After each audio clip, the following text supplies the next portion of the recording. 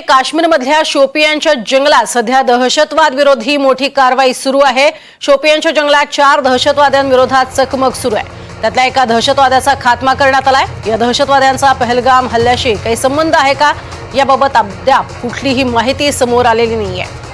अधिक माहिती घेऊयात राहुल कुलकर्णी यांच्याकडून। राहुल, कुरापती थांबत नाहीये, दहशतवादी काही केल्या संपत नाहीयेत।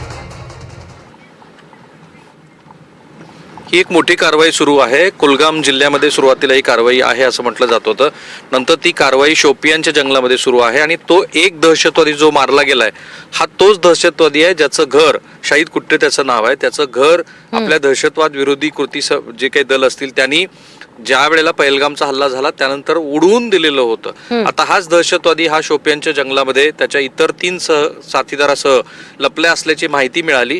राष्ट्रीय रायफल्स, ज्याच्यामध्ये स्पेशली मराठा लाईट इन्फंट्री आणि महार रेजिमेंटचे जवान असतात, त्यांनी हे ऑपरेशन सुरू केलेलं आहे। गेल्या 2 तासापासून हे जोरदार ऑपरेशन सुरू आहे, चकमक होते आहे। आत्ताची प्राथमिक माहिती अशी आहे की 2 जणांना इलिमेट म्हणजे 2 जणांचा खात्मा केलेला आहे, आणखी 2 जणांच्या मागावरती आहेत।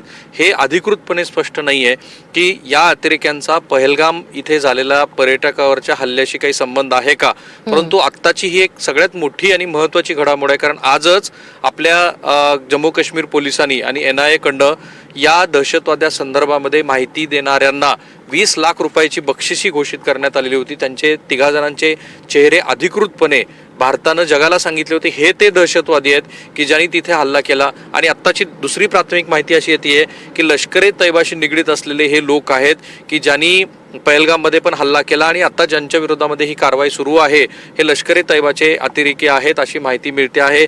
त्याबरोबरच सरकारने असं म्हटलंय की यांची पाठराखण करणाऱ्यांना किंवा यांना पाठबळ देणाऱ्यांच्या संदर्भामध्ये सुद्धा जरी माहिती आम्हाला दिली तर 20 लाखापेक्षा अधिकची बक्षिसे आम्ही तुम्हाला देऊ। काल पंतप्रधान असं म्हणाले होते की ऑपरेशन सिंदूर थांबलेलं नाहीये, ते अतिरेक्यांचं समूळ उच्चाटन होईपर्यंत चालू राहील। आणि आता लगोलग ही मोठी बातमी येते आहे की आपल्याकडे मोठं एक दहशतवाद विरोधी ऑपरेशन सुरू आहे जंगलामध्ये आणि ते जंगल बरंचसं घनता असलेलं जंगल आहे।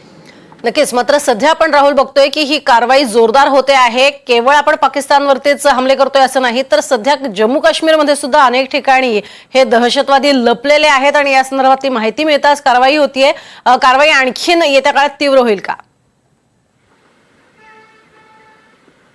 हो, कारण रविवारपासून आपल्याकडच्या जम्मू काश्मीर पोलिसांनी जवळपास 20 जणांना की जे तिथे स्थानिक पातळीवरती दहशतवाद्यांना पाठिंबा देत आहेत असं म्हटलं जात होतं त्यांना ताब्यात घेतलेलं आहे। जवळपास 150हून अधिकच्या घरामध्ये कॉम्बिंग ऑपरेशन रविवारपासून सुरू आहे। ते कॉम्बिंग ऑपरेशन सुरू असतानाच ही एक इनपुट्स आपल्या दहशतवाद विरोधी कृती दलाने स्पेशली RRला मिळाली आणि त्यानंतर ही कारवाई सुरू आहे।